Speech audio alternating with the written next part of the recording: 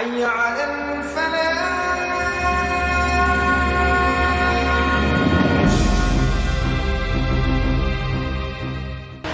Wa innama usriya biruhi. Sesungguhnya Nabi itu diisrakan dengan ruhnya. Nah, ini mereka jadikan dalil. Ada ayat Quran, ada hadis Nabi, ada qaulus sahabat. Karena Siti Aisyah juga termasuk sahabat. Nah, ini yang dijadikan dalil bahwa Isra Mi'raj itu adalah mimpi. Kira-kira jelas tidak dalil mereka? Jelas. Sekarang apa dalil Ahlus Sunnah? Dan apa jawab Ahlus Sunnah terhadap dalil mereka? Mari kita lihat. Saudara, dalil Isra Mi'raj bukan mimpi. Kita mulai dari dalil Ahlus Sunnah. Yang pertama, di dalam surat Al-Isra Allah berfirman, Subhanalladzi asra. Maha suci Allah yang telah memperjalankan asra. Nah, jadi saudara, kata asra, apa arti asra tadi? Memperjalankan. Jadi Allah berfirman, Maha suci Allah yang memperjalankan, bukan memimpikan. Jadi dalam ayat tadi Allah nggak ceritakan Allah membuat Nabi mimpi, tapi Allah memperjalankan. Sehingga kata asra di awal surat Al-Isra menafi mimpi. Tahu arti menafi? Menafi menolak. Jadi kata asra itu menunjukkan ini bukan mimpi. Kira-kira jelas tidak? Yang kedua, Subhanalladzi asra bi abdihi. Ada kata abdun bi abdihi, hambanya. Itu kata abdun di dalam Al-Qur'an dari surat Al-Fatihah sampai surat An-Nas artinya selalu mencakup ruh dan jasad. Contoh, Allah berfirman dalam surat Al-Alaq, Ara'aital ladzi yanha 'abdan idza shalla. Ara'aita yanha, apakah kamu tidak lihat ketika mereka selalu melarang, mencegah, maksudnya orang kafir, mencegah siapa? Abdan idza shalla, hamba Allah ketika dia sholat. Abdan idza shalla, jadi hamba Allah sholat. Kalau udah hamba Allah sholat, berarti bukan ruhnya saja, berarti ruh dan jasa. Nah, karenanya di sini nomor 2 dikatakan kata abdun di awal surat Al-Isra. Orang-orang yang imannya lemah, mereka murtad lagi, saudara. Saya mau tanya, kira-kira kalau mimpi, apa ya orang pada murtad? Kalau Nabi cerita semalam saya mimpi, apa ya Abu Jahal bisa ngomong, saudara, ini mimpi, mimpinya nggak benar. Bisa orang murtad gara-gara mimpi?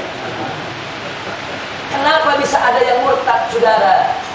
Nah, ini akan kita jawab untuk jawaban dalil mereka. Sebentar kita lihat apa tanggapan Ahlus Sunnah dalil mimpi. Pertama, soal surat Al-Isra ayat 60 yang berbunyi faqala ta'ala wa ma ja'alna ar-ru'ya allati araynaka illa fitnatan lin-nas. Di sini Allah mengatakan tidaklah kami menjadikan ru'ya yang kami lihatkan, tunjukkan kepada engkau wahai Muhammad, illa melainkan fitnatan linnas, ujian untuk umat manusia. Saudara, ini ru'yah apa yang Allah maksud? Apa betul ru'yah mimpi atau ru'yah wahyu? Ru'yah itu kadang-kadang juga bermakna wahyu. Ru'yah shadiqah artinya wahyu. Saudara, ini ru'yah apa? Allah mengatakan ru'yah yang menjadi ujian buat umat manusia. Ru'yah yang membuat orang jadi diuji, beriman apa enggak? Saudara, kalau ru'yah yang menguji iman, itu bukan mimpi, saudara. Ini ayat menunjukkan bahwa ru'yah yang dimaksud dalam ayat ini adalah suatu kejadian yang bisa menggoyahkan iman bagi orang yang imannya lemah. Dan faktanya begitu. Nah, karena itu dari sini terjawab sudah dibaca secara lengkap. Ini bukan ruqyah sembarang ruqyah. Ruqyah yang bisa bikin orang jadi murtad karena nggak percaya. Oh, ini berarti bukan mimpi. Ruqyah di sini adalah kejadian nyata, wahyu dari Allah yang ditunjukkan kepada Nabi menjadi ujian buat orang yang beriman. Nah, adapun para sahabat Nabi yang imannya kuat, nggak ada yang goyang imannya, saudara. Kita bisa lihat sikap Abu Bakar Siddiq radhiyallahu taala anhu. Begitu orang-orang kafir mengatakan, "Hei Abu Bakar, apa kau masih percaya dengan bohongnya Muhammad? Akal sehat mana yang mau terima?" Sayyidina Abu Bakar dipancing untuk pakai logika, saudara. Tapi apa jawab Abu Bakar Siddiq? Beliau jawab dengan tegas lantang tanpa keraguan. "Lau qala Muhammadun ab'ada min dzalik, wallahi lasaddaqtu." Kata beliau, andai kata Muhammad bercerita lebih dahsyat dari Isra Mi'raj, lebih ajaib, lebih aneh, selama Nabi yang bercerita, wallahi demi Allah lasaddaqtu, pasti aku akan percaya. Dan pasti aku akan benarkan ceritanya. Subhanallah. Ini Sayyidina Abu Bakar jawab pakai iman. Nah, makanya saudara, orang-orang yang beriman gak ada yang goyah. Sayyidina Abu Bakar Siddiq mewakili mereka semua. Tapi yang imannya lemah, ada yang murtad gara-gara peristiwa ini. Nah, makanya ini penting kita bahas. Jangankan di zaman Nabi, sampai zaman sekarang pun, saudara, orang yang gak yakin bisa murtad nih gara-gara ini, saudara. Orang gak terima ini bisa murtad ini, saudara. Hati-hati. Pantas Allah katakan, "Wa ma ja'alna ar-ru'ya allati araynaka illa fitnatan lin-nas." Ini jadi ujian buat umat manusia, ujian buat umat Nabi di zamannya, ujian buat umat Nabi di zaman sekarang, saudara. Nah, jadi ini yang perlu kita berhati-hati untuk memahami peristiwa Isra dan Mi'raj. Kuncinya satu, gunakan akal dan ilmu yang diikat dengan iman. Akal dan ilmu tanpa iman dia. Akal dan ilmu tanpa iman tidak bisa berpikir benar. Akal dan ilmu tanpa iman, maka dia akan selalu menentang daripada syariat, menentang iman itu sendiri. Tapi akal dan ilmu kalau diikat dengan iman, berdiri atas dasar iman, insya Allah dia akan selalu mengajak kita berpikir dengan cara yang benar. Insya Allah. Kira-kira jelas tidak? Baik, soal riwayat, Nabi mengatakan bainama ana na'im, tatkala saya sedang tidur. Dan terakhirnya fastaiqastu wa ana bil Masjidil Haram. Saudara, riwayat tidak satu. Dalam riwayat Bukhari, Muslim dan lain sebagainya, ya, di awalnya memang Nabi mengatakan bainama ana na'im. Tapi setelah itu Nabi sendiri yang cerita, aku dibangunkan oleh Jibril dan aku dibawa ke Al-Masjidil Haram. Jadi ada proses Nabi tidur dibangunin. Berarti peristiwa itu terjadi Nabi sudah tidak lagi tidur. Nah, ini jawaban Ahlus Sunnah untuk yang kedua. Lalu yang ketiga, soal ucapan Siti Aisyah. Ahlus Sunnah menjawab, pada umumnya mereka tidak yakin kalau itu ucapan Siti Aisyah. Loh, kenapa? Harus dikoreksi lagi sanad perawiannya. Ada apa? Sebab waktu Nabi Isra dan Mi'raj, Siti Aisyah masih kecil, belum jadi istri Nabi, saudara. Siti Aisyah masih kecil, belum tinggal serumah sama Nabi. Siti Aisyah masih kecil, belum seranjang dengan Nabi. Nah, kalau Siti Aisyah tidak seranjang dengan Nabi, tidak sekamar dengan Nabi, belum jadi istri Nabi, bagaimana Siti Aisyah bisa cerita waktu Isra Mi'raj jasad Nabi ada di kamarnya? Nah, ini namanya dalam hadis disebut ada illah, ada kejanggalan di dalam perawiannya. Bukan Siti Aisyahnya yang diragukan, bukan. Siti Aisyahnya ulama Ahlus Sunnah cinta, hormat, sayang. Yang diragukan adalah yang menyampaikannya. Apa betul Siti Aisyah mengatakan sedemikian rupa? Ini jawaban Ahlus Sunnah. Saat Isra Mi'raj, Sayyidatuna Aisyah radhiyallahu ta'ala anha belum dinikahi Nabi. Nggak sampai di situ. Ada yang tidak kalah menariknya, saudara. Waktu Abdullah ibn Abbas bercerita, Nabi Isra Mi'raj bertemu Allah. Siti Aisyah protes. Kata Siti Aisyah, ya Nabi Isra Mi'raj bertemu Allah, tapi Nabi tidak melihat Allah. Abdullah ibn Abbas bilang melihat Allah. Nah ini menarik. Ucapan Abdullah ibn Abbas yang diprotes Siti Aisyah bukan soal Nabi Isra Mi'raj roh dan jasadnya, tapi yang diprotes melihat Allah-nya. Artinya justru hadis ini dengan Siti Aisyah tidak memprotes soal ruh dan jasadnya, berarti Siti Aisyah sepakat Nabi Isra Mi'raj bukan dalam mimpi.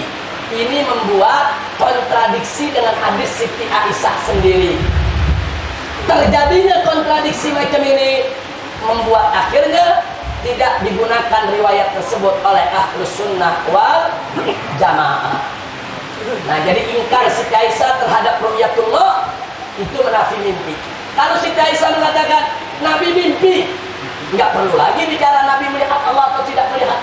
Melihat atau tidak melihat Allah dalam mimpi tidak ada masalah, mimpi. Tapi kenapa Siti Aisyah protes?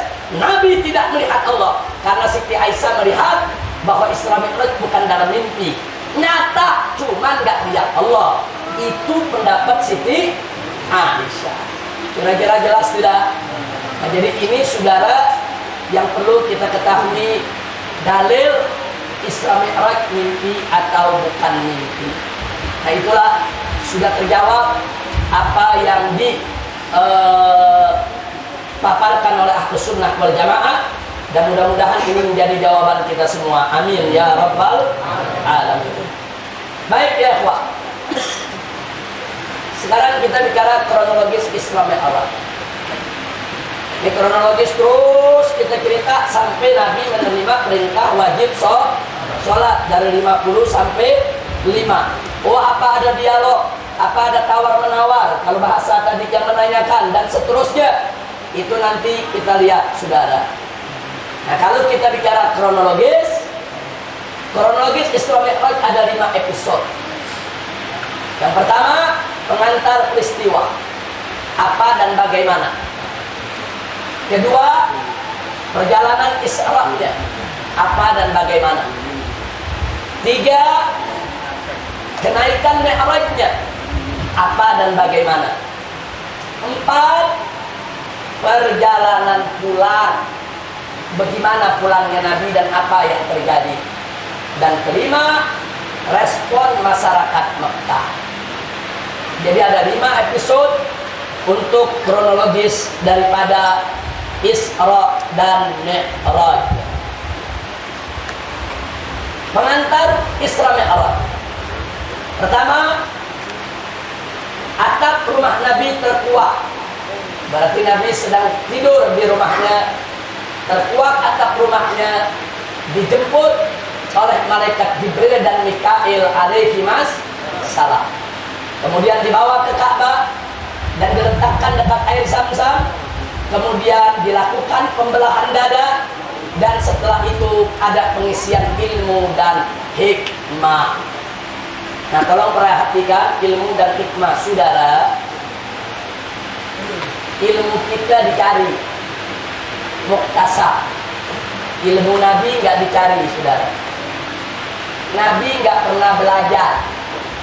Nabi nggak punya guru dari kalangan jin, manusia maupun malaikat.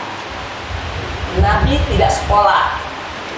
Nabi tidak bisa baca, tidak bisa tulis, menurut pendapat Ahlus Sunnah. Tapi jangan lupa, ucapan Nabi, sabda Nabi dalam bahasanya, tutur sapanya, tidak ada nahwu sorofnya yang salah, saudara. Jangan lupa, ini namanya ilmu dan hikmah. Jadi ilmu para nabi itu Allah langsung tanamkan di jiwanya. Ilmu itu makhluk ciptaan Allah. Allah berikan kepada hamba-hambanya yang Allah kehendaki. Para nabi itu nggak dapat ilmu, dapat wahyu. Wahyu itu sudah mencakup ilmu, sudah. Wahyu itu di atas ilmu. Wahyu di atas ilmu. Nabi itu dapat wahyu. Makanya kita lihat Nabi nggak sekolah, nggak belajar, nggak bisa baca, nggak bisa tulis, tapi ucapan Nabi, bahasa Nabi menjadi rujukan utama tata bahasa Arab. Kalau kita belajar nahwu shorof, itu salah satu rujukannya adalah setelah Al-Quran adalah As-Sunnah. Bagaimana As-Sunnah menyebut, itulah nahwu shorof yang berlaku, saudara. Subhanallah, walhamdulillah, wala ilaha illallah, wallahu akbar. Nah, jadi ada Nabi dapat wahyu, ilmunya langsung dapat dari Allah, maka itu para Nabi cerdas. Fatona, semua ilmu langsung Allah berikan. Jadi ghair muktasab. Nah, sedangkan kita ilmu itu muktasab, mesti dicari. Nah, ada ilmu yang gak dicari, namanya ilmu laduni. Itu ilmu yang datang dari Allah. Ilmu ini juga gak bisa dicari, saudara. Gak bisa. Kenapa? Ilmu ini min haqqul ilahiyah, pemberian Allah kepada hambanya yang soleh, yang bertakwa, yang istiqamah, yang Allah cinta dia. Allah berikan itu ilmu, saudara. Nah, jadi kalau ada orang hidup di dunia nyari ilmu ladun, salah alamat. Yang dicari ilmu begini nih, ilmu bagaimana cara sholat, bagaimana cara wudhu, bagaimana cara puasa. Ini ilmu muktasab, kita cari. Dengan ilmu ini kita tahu mana halal, mana haram. Kita tahu mana yang wajib, mana yang dilarang. Setelah kita tahu, kita amalkan. Kita amalkan dengan ikhlas, bertakwa, beriman. Allah cinta, baru Allah kasih ilmu ladun, saudara. Nah, kalau orang nggak tahu halal haram, semua main sikat, dari mana datangnya ilmu ladun? Nggak ada, saudara. Mau dapat ilmu ladun, istiqomah di jalan Allah. Jadi kalau ilmu ini kita bisa cari. Kalau ilmu ladun itu pemberian Allah. Dan Allah berikan kepada para aulianya, kepada orang-orang yang sholihin, dan seterusnya. Baik, saya nggak bercerita soal ilmu ladun tadi. Yang jelas inilah pengantar Isra dan Mi'raj Nabi. Alhamdulillah. Sekarang mari kita lihat perjalanan Isra. Pertama, saudara, Nabi diajak oleh malaikat Jibril mengendarai buraq. Begitu naik mengendarai buraq sesaat sudah melesat. Disebut buraq karena dua perkara. Buraq itu dalam bahasa Arab artinya dua. Yang pertama artinya putih cemerlang, bersih. Karena memang buraq putih cemerlang, bersih, makanya disebut buraq. Yang kedua disebut buraq dari kata barqun, artinya kilat, cahaya yang ada di angkasa sana. Nah, kenapa disebut barq?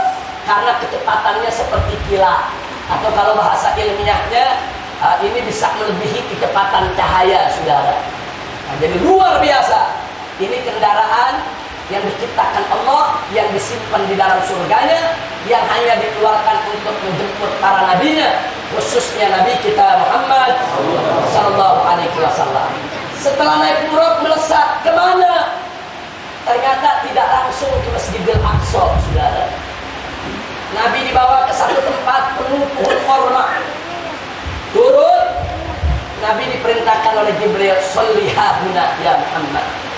Sholat dulu di sini. Setelah sholat 2 rakaat. Nah, bicara sholat, tolong digaris bawahi. Sebelum Isra Mi'raj, umat Islam sudah diwajibkan sholat 2 rakaat di siang hari, 2 rakaat di malam hari, ditambah dengan sholat sunnah 2 rakaat lainnya. Jadi sholat sudah ada. Yang belum ada, sholat 5 waktu, itu yang belum ada. Nah, makanya Nabi disuruh sholat ya Muhammad. Beliau sholat. Selesai sholat, Jibril tanya, kau tahu kau sholat di mana? Nabi menjawab, la adri, tidak tahu. Ini tempat kau sholat adalah Thaibah. Apa itu Thaibah? Tempat di mana nanti kau akan hijrah.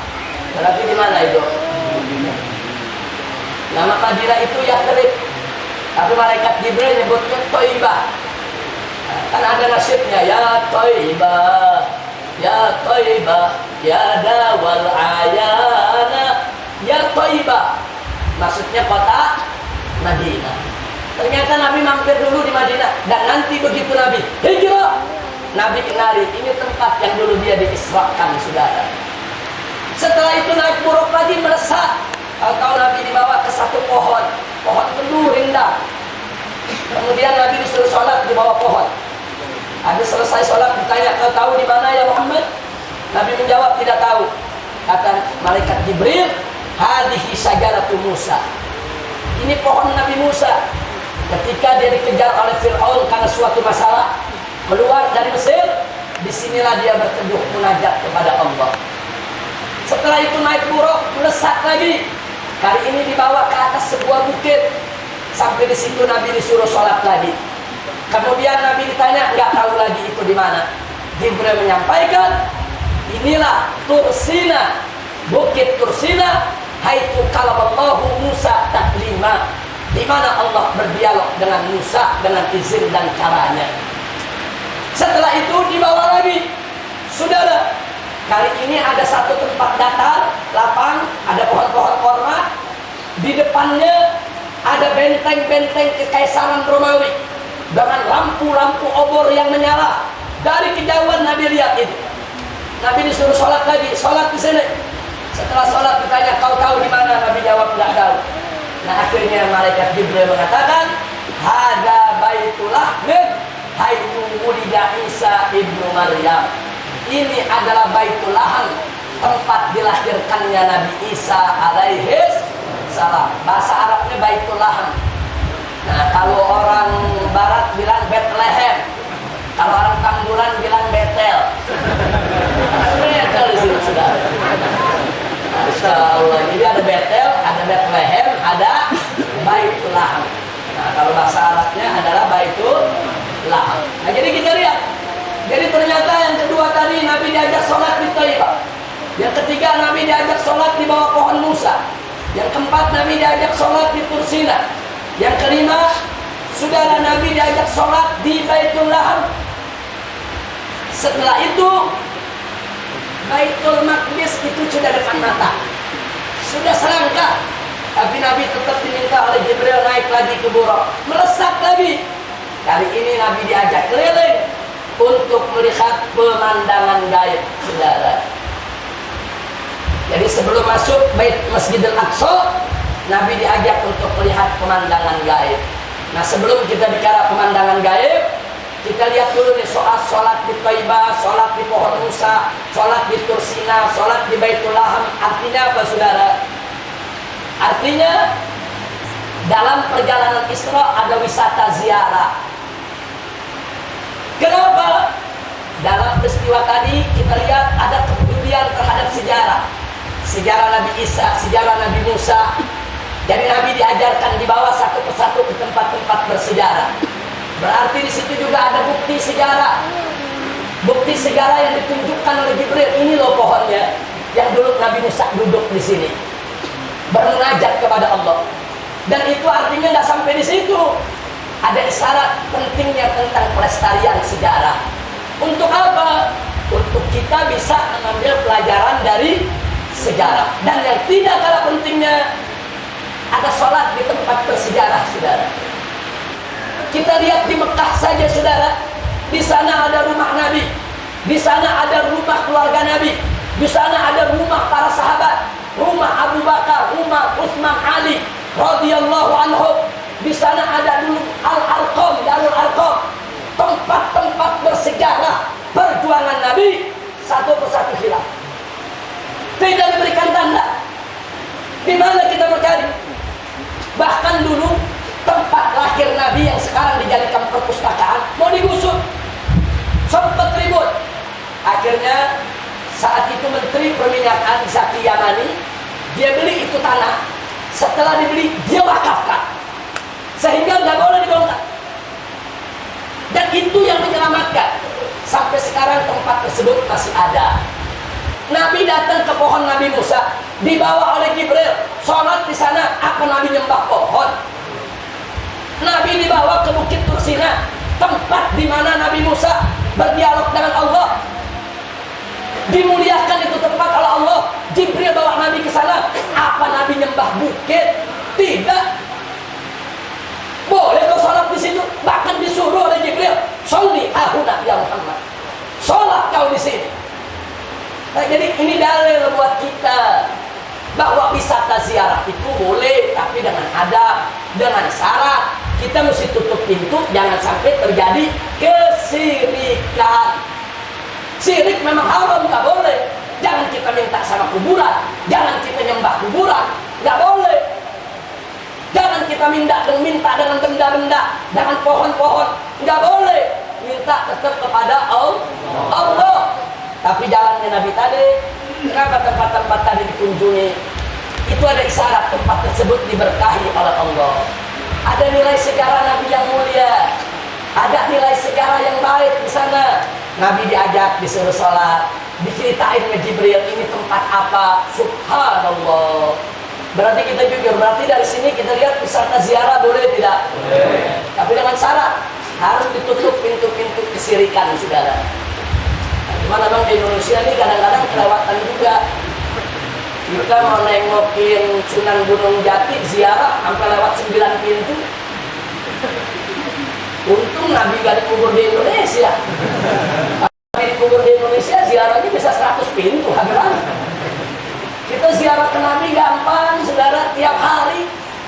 Kalau kita di Madinah tiap hari lewat depan pintu rumah Nabi, depan makam Nabi, saudara, lewat memberikan salam, berdoa kepada Allah, nikmat.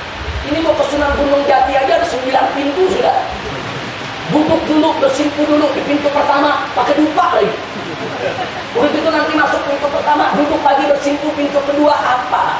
Nah ini yang berlebihan macam ini yang harus kita perbaiki. Ini akhirnya kita diserang oleh orang lain seolah-olah harus sunnah begitu. Padahal bukan begitu, harus sunnah, saudara. Enggak ada harus sunnah menanamkan kemusyrikan di dalam ziarah-ziarah para aulia. Kira-kira jelas tidak? Karena itu kita nggak boleh diam. Harus sunnah mesti bersuara. Jaga dong peninggalan sejarah. Honda 5 km Nabi yang gali dengan para sahabat, saudara. Dicangkul, dipacul. Itu bukti sejarah terjadi perang Honda. Ada masjid 7 di situ, saudara. Bukti sejarah. Bukti sejarah. Nah sekarang, kenapa umat Islam tidak boleh mampir di Masjid 7, sholat 2 rakaat? Wah, Nabi diajak mampir ke Bukit Tursina, ke pohon Nabi Musa, ke Bethlehem. Nabi diajak sholat. Sekarang apa kita lihat? Hendaknya sudah tidak ada, diuruknya di jalanan. Saudara, ini berbahaya. Nanti anak cucu kita kan cerita dulu ada perang Honda. Di mana? Mana buktinya? Mana paritnya? Saudara, kita lihat perjalanan Isra, pemandangan gaibnya. Singkat saja, 1, Nabi dikejar oleh jin ifrit. Pada saat melesat, ada jin ifrit mengejar. Kenapa jin ifrit berani mengejar? Disebut ifrit karena kecepatannya luar biasa. Jadi ifrit terlalu percaya diri, dia bisa ngejar buruk ya. Karena buruk cepat, dia tidak mau kalah cepat. Dia kejar. Tapi kemudian diajarkan oleh malaikat Jibril beberapa kalimat ta'awudz, dibaca oleh Nabi, maka jin ifrit pun terjungkal dan obor yang dibawanya mati, saudara. Nah kemudian yang kedua, ada tamthil mujahidin. Nabi lihat ada sekelompok orang, saudara, dikasih unjuk oleh Allah, lagi asik menanam. Tapi baru nanam besoknya sudah panen. Nanam lagi, panen lagi, nanam lagi, panen lagi, saudara. Nabi bertanya, man haula ya Jibril, siapa mereka? Jibril menjawab, itulah umatmu yang berjihad di jalan Allah. Jadi dikasih perumpamaan pahala orang yang berjihad begitu dong. Kayak orang nanam panen, nanam panen, nanam panen, tidak ada habisnya. Subhanallah. Setelah itu Nabi bergeser lagi, saudara, dengan buruknya dibawa oleh Jibril, dan saat itu Nabi menyium, yaitu wewangian yang luar biasa. Nabi tanya, ma hadhihi raiha ya Jibril, ini wangi apa? Kemudian Jibril bercerita, cerita sambil jalan, saudara, di buruk. Jibril cerita dulu ada seorang wanita kerjanya jadi tukang sisir daripada putri Fir'aun. Dia beriman kepada Allah dan seterusnya sampai dia keluarganya semua dihukum mati oleh Fir'aun karena imannya. Ini yang kita kenal dengan Masito. Masito ini bukan nama, Masito itu artinya tukang sisir. Nah, cuman karena namanya nggak jelas, maka kita sebut Siti Masyitoh. Ini Jibril yang cerita. Perhatikan, Nabi mulia, tapi mau mendengarkan cerita perempuan solehah, saudara. Nabi mulia, tapi Nabi masih ngedengerin cerita dari malaikat Jibril tentang orang soleh. Nah, karena itu saudara, cerita Nabi, cerita Rasul, cerita aulia, cerita ahlul bait, cerita sahabat, cerita wali, cerita ulama, cerita orang soleh perlu untuk kita baca, perlu untuk kita dengar, perlu untuk kita ambil pelajaran. Nah, karenanya Al-Imam Sufyan ibn Uyainah pernah mengatakan, inda dzikris salihin tanzilur rahmah, yaitu di tempat di mana diingat, diceritakan tentang orang soleh, rahmat akan turun. Alhamdulillah. Yang keempat, Nabi melihat orang yang meninggalkan sholat, siksanya saudara. Jadi ada orang utuh badannya bagus, tiba-tiba tangannya tidak bisa dikendalikan, ngambil batu. Begitu ngambil batu, dia hancurkan dia punya kepala. Sampai hancur, dia menjerit kesakitan, hancur sampai mati. Kemudian dihidupkan lagi, diperbaiki lagi oleh Allah, disempurnakan lagi. Tetap itu tangan ambil batu, dia hancurkan lagi. Tangannya dia nggak bisa kendaliin, saudara. Nabi bertanya, man haula ya Jibril, siapa mereka ya Jibril? Jibril menjawab, mereka adalah umatmu yang kepalanya berat ditegakkan untuk sholat buat Allah. Orang yang nggak sholat, saudara, hati-hati, hati-hati. Ini Nabi sudah ditunjukkan bagaimana siksa yang akan mereka dapat. Na'udzubillah min dzalik. Yang berikutnya yang nggak bayar zakat. Nabi lihat lagi ada serombongan orang nggak pakai baju. Dia cuma tutup kemaluan depan sama kemaluan belakang, saudara. Suaranya mengeram bagaikan halaman unta atau kambing, saudara. Kemudian apa begitu dia mengeram? Kenapa mereka mengeram? Ternyata tangannya mengambil duri, dimasukkan ke dalam mulutnya. Dia kunyah itu duri. Hancur itu mulut, diarah kemana-mana, menjerit kesakitan. Kemudian tangan satu lagi ambil bara, dia masukkan darah ke mulutnya, saudara. Begitu Allah sempurnakan, begitu lagi. Nabi bertanya, man haula ya Jibril, siapa lagi ini ya Jibril? Jibril menjawab, mereka umatmu yang tidak membayar zakat. Kemudian yang berikutnya, saudara, tamsil perselingkuhan. Jadi ada sekelompok perempuan laki-laki, saudara, disediakan daging yang segar, daging yang bagus, daging yang aromanya enak, nggak ada mahal. Di sebelah dari situ disediakan daging busuk, bangke, bau, luar biasa. Mereka berebut rame-rame, saudara. Nabi bertanya, man haula ya Jibril, siapa lagi ini ya Jibril? Akhirnya Jibril menjawab, itu yang laki-laki. Dulu di dunia dia punya istri yang halal. Dia nggak suka mendatanginya, dia lebih suka mendatangi perempuan yang tidak halal bagi dia. Itu yang perempuan, dulu dia punya suami yang halal, dia nggak mau layani suaminya, dia lebih suka melayani daripada lelaki yang tidak halal bagi dia. Ini perselingkuhan, saudara. Na'udzubillah min dzalik. Kemudian tampil mengganggu jalan. Nabi lihat lagi ada kayu, saudara, apa saja yang lewat dihantam sama dia. Ada barang dihancurkan, ada kain dibolongkan, apa saja. Nabi tertarik, ada apa ini ya Jibril?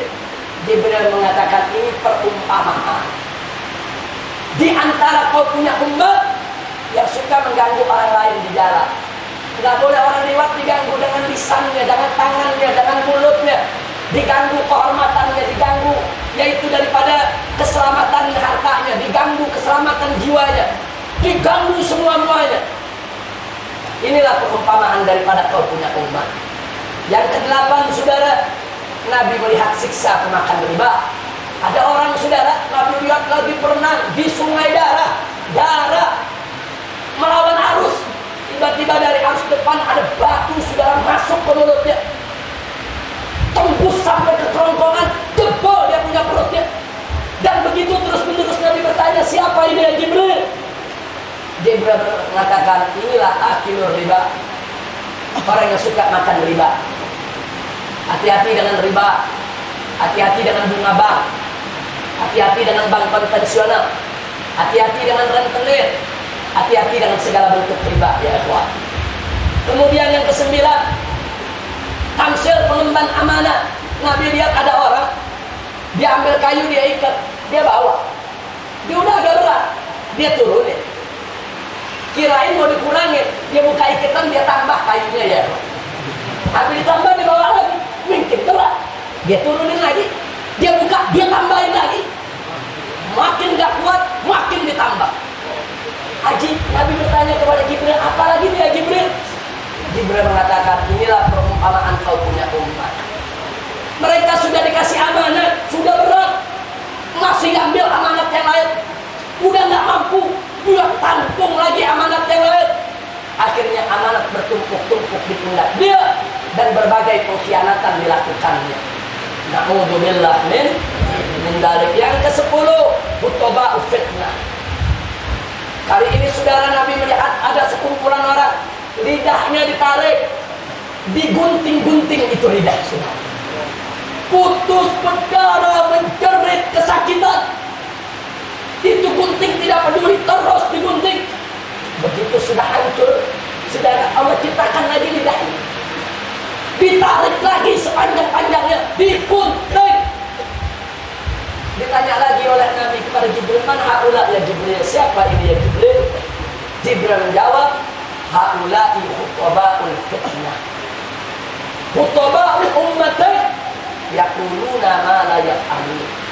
Mereka ini adalah khutbah, penceramah pembawa fitnah, penceramah dari kau punya umat yang mengucapkan apa yang mereka tidak lakukan. Orang disuruh sholat, dirinya sendiri nggak sholat. Orang disuruh berbuat baik, dirinya sendiri jahat. Orang dilarang berbuat haram, dirinya sendiri melakukan keharaman. Nggak seiring sekata antara apa yang dia ucapkan dengan apa yang dia kerjakan, saudara. Na'udzubillah min. Itu hati-hati para ustaz, para guru, para dai, hati-hati berlindung kepada Allah. Jangan sampai kita menjadi khutba'ul fitnah. Yang ke-11, sisa penggibah, saudara. Nabi lihat lagi ada orang-orang punya kuku dari tembaga, saudara. Dengan kuku tembaganya tadi, dia capik-capik dia punya dada. Wah, hancurkan dia punya muka, terus menerus. Walaupun dia menjerit luka di mana-mana, saudara. Ditanya lagi oleh Nabi, siapa mereka ya Jibril?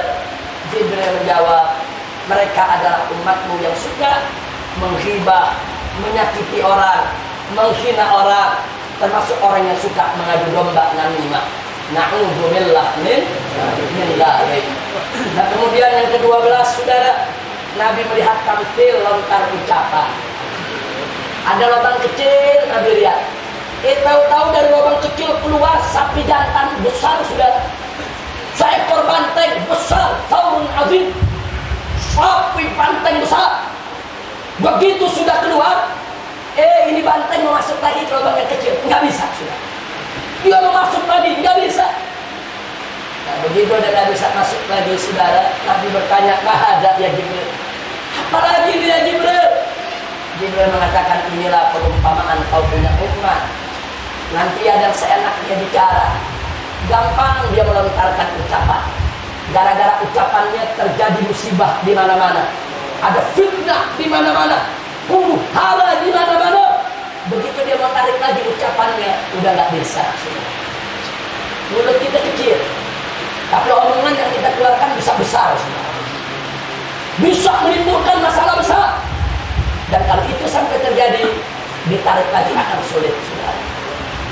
Kemudian yang ke-13, saudara, Nabi mendengar ada suara, ya Allah, Engkau sudah memberikan kepadaku rumah-rumah yang indah, halaman-halaman yang luas, bertabur intan permata, sungai-sungai yang penuh dengan kenikmatan. Ya Allah, ini kenikmatan semua sudah tersedia. Mana penghuniku ya Allah? Kapan kau kirim mereka kepadaku ya Allah?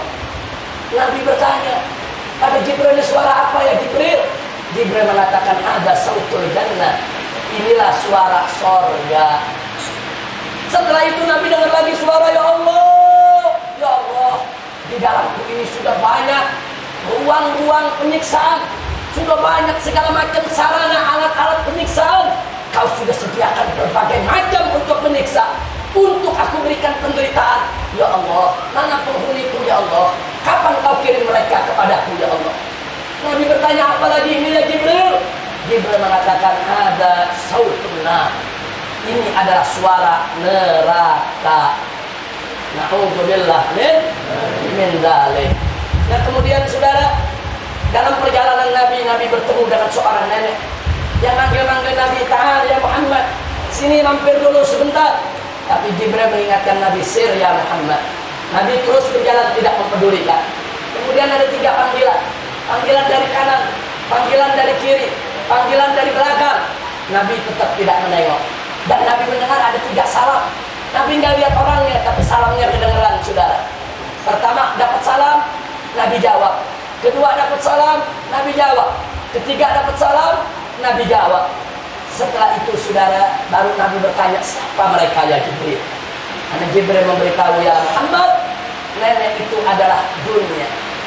Kau lihat dia sudah tua sekali, sudah hampir kematiannya, memakai perhiasan yang begitu banyak. Itu perumpamaan dunia yang sudah terlalu tua, dunia yang sudah menjelang kebinasaan dengan segala perhiasan yang ada di dalamnya. Kalau kau meladeni panggilannya tadi ya Muhammad, niscaya umatmu akan hubbud dunia. Masya Allah, Nabi nggak ladenin lagi banyak yang hubbud dunia sudah. Apalagi Nabi ladenin. Nah tapi di sini pelajaran buat kita. Dunia tuh bakal manggil-manggil kita. Umat Nabi sini dong, umat Nabi sini dong. Kita mesti contoh Nabi. Jangan pedulikan dengan panggilan dunia. Yang kedua, kata Jibril, panggilan di kanan adalah nida'ul Yahud, panggilan Yahudi. Kalau kau ladeni, umatmu akan cenderung ke Yahudi. Sekaligus ini pelajaran. Yahudi akan terus manggil kita. Yahudi akan terus ngajak kita. Yahudi akan terus sampai akhir zaman. Mereka akan coba untuk merusak iman kita. Panggilan yang kiri kata Jibril itu adalah sautun Nasara, nida'un Nasara, panggilan Nasara. Kalau kaladeni, umatmu akan cenderung kepada Nasrani. Ini pelajaran buat kita. Nasrani juga akan terus-terus panggil kita untuk menggoda kita mengikuti kemauan mereka. Yang ketiga kata iblis, kata malaikat Jibril, itu adalah suara panggilan iblis. Kalau kaladeni, maka umatmu akan mudah dikuasai oleh iblis. Tapi kau tolak itu semua panggilan, itu merupakan keselamatan untuk kau punya umat. Lalu siapa yang memberikan salam wahai Jibril? Yang pertama yang memberikan salam adalah Nabi Ibrahim alaihissalam. Yang kedua adalah Musa. Yang ketiga adalah Isa. Nabi sudah mendengar salamnya, Nabi belum ketemu orangnya. Nanti ada episode Nabi bertemu mereka di langit dunia pertama, kedua, ketiga, dan seterusnya. Alhamdulillah. Nah setelah itu baru Nabi mendarat dengan buruk di halaman Al-Masjidil Aqsa. Jadi sebelum ke Masjidil Aqsa ternyata Nabi diajak dulu saudara lihat berbagai macam pemandangan. Nah sampai di Masjidil Aqsa, buruk di halamannya itu ditambahkan di suatu batu besar yang sekarang dibuat Masjid Sahar, masjid yang pakai jubah kuning kayak jubah emas. Itu sebetulnya bukan Masjidil Aqsa, itu Masjid Sahar. Itu ada di halaman Masjidil Aqsa. Nah jadi itu batu dibolongi oleh Jibril, saudara, dengan jarinya dibolongi sedemikian rupa, kemudian buruk itu ditambah. Nah sebelum jalan masuk masjid, Jibril bertanya kepada Nabi, ya Muhammad, pernahkah kau berdoa kepada Allah untuk meminta melihat hurul ain, bidadari? Nabi mengatakan, na'am. Ya, kalau begitu kau lihat mereka ya Muhammad. Ada sekumpulan perempuan-perempuan saudara, perempuan-perempuan indah, cantik, luar biasa, kumpul di sebelah kiri Sahar, batu karang yang besar. Jadi kata Jibril, kau hampiri mereka, berikan salam. Mereka lah bidadari yang diutus oleh Allah untuk menyambut kedatanganmu malam hari ini. Masya Allah. Setelah itu Nabi dibawa masuk ke masjid. Masjid kosong. Kosong. Nabi hanya dengan Jibril saudara. Sholat munajat. Sebentar kemudian masuk 2 orang, 5 orang, 10 orang, 100 orang, 1000 orang, ribuan orang berkumpul di Masjidil Aqsa. Nah kemudian Setelah itu malaikat Jibril memberikan isyarat panggilan untuk mendirikan sholat. Semua berdiri, semua meratakan sholat. Setelah itu Nabi dihampiri oleh Jibril, ditarik untuk menjadi imam sholat. Karena itulah beliau dijuluki Sayyidul Anbiya wal Mursalin. Nah, di sini ada perbedaan pendapat di antara ulama. Ada ulama yang mengatakan yang ikut sholat adalah arwahul anbiya. Tapi ada juga ulama berpendapat malam itu untuk kemuliaan Nabi dan untuk menunjukkan kebesaran Allah, seluruh jasad para Nabi dihadirkan oleh Allah dengan rohnya. Ini masalah furu', tidak perlu kita perdebatkan. Yang penting sholat itu ada, terjadi, dan Nabi yang menjadi imam. Dan sebagai catatan dalam tafsir Ibnu Katsir, sholat ini terjadi setelah Mi'raj. Setelah Mi'raj turun, itu para Nabi ikut. Turun semua untuk sholat di Al-Masjidil Aqsa. Tapi jumhur Ahlus Sunnah dari berbagai riwayat mengatakan sholat ini sebelum Mi'raj. Nah, maka yang kita pakai itu yang sebelum Mi'raj. Nah, setelah itu saudara, kita lihat Jibril melubangi Sahra, batu karang besar. Kemudian bidadari ada di kiri Sahra, dan selanjutnya Nabi sholat di Al-Masjidil Aqsa. Selesai sholat, saudara, para nabi-nabi besar yang ada di situ masing-masing berdoa. Bahkan terjadi dialog tentang kiamat, saudara. Nah, setelah semua selesai, semua keluar dari masjid, semua menghilang entah kemana, Nabi tinggal berdua dengan Jibril. Kemudian Jibril bertanya, "Ya Muhammad, atadri man hum?" Apakah kamu tahu siapa itu mereka semua? Nabi menjawab, "La adri." Dijawab oleh Jibril, mereka adalah kullu nabiyyin ba'athahullah.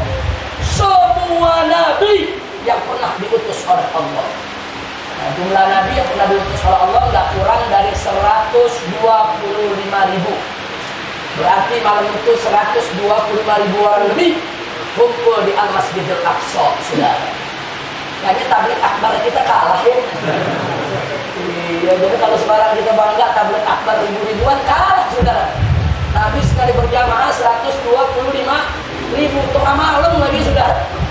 Kita kayaknya pada tahajud sendiri-sendiri. Nah, kira-kira jelas tidak? Nah, setelah itu Nabi haus. Sampaikan kepada Jibril, Nabi mau minum. Sebagian riwayat mengatakan Nabi diberikan khamar dengan susu. Sebagian lagi mengatakan Nabi diberikan madu dan susu. Sebagian riwayat mengatakan Nabi diberikan madu, khamar dan susu. Sebagian lagi mengatakan Nabi diberikan air, khamar dan susu. Nah, kita gabungkan keempat-empatnya. Nabi diberikan air, madu, khamar dan susu. Nah, Nabi yang dipilih adalah susu. Kemudian Jibril mengatakan, "Ikhtartal fitrah." Kau sudah memilih fitrah, kesucian untuk umatmu. Kalau kau pilih air, maka bahaya mengancam akan menenggelamkan umatmu. Kalau kau pilih madu, bahaya mengancam umatmu akan terbuai dalam manisnya kehidupan dunia. Kalau kau pilih khamar, umatmu akan tenggelam dalam syahwat hawa nafsu mereka. Tapi kau pilih susu, itu keselamatan, kesucian untuk kau punya umat. Alhamdulillah. Selesai Isra. Mi'rajnya tahun depan. Mi'rajnya tahun depan itu lagi 12. Masya Allah. Benar-benar ba'da Id. Nanti terusin dari ba'da itu. Tapi udah selesai Isra Mi'rajnya. Baik, saudara, mudah-mudahan pertemuan kita kali ini diberkahi oleh Allah Subhanahu wa taala. Kita doakan Ustaz Said Mahmid maupun habaib yang lainnya, semoga senantiasa ya Allah dimudahkan segala urusannya dan dibahagiakan hidupnya. Amin ya rabbal alamin. Ya Rabbana tarafna bi annana tarafna wa annana asrafna ala radha ashrafna fatu alaina taubah tagsilu kulla haubah wastur lanal awrati wa aminir rawati waghfir li walidina rabbi wa mauludina wal ahli wal ikhwani wa sairil khillani wa kulli di mahabbah au jiratin au suhbah wal muslimina ajma. Amin rabbi fasma fadla wa juda manna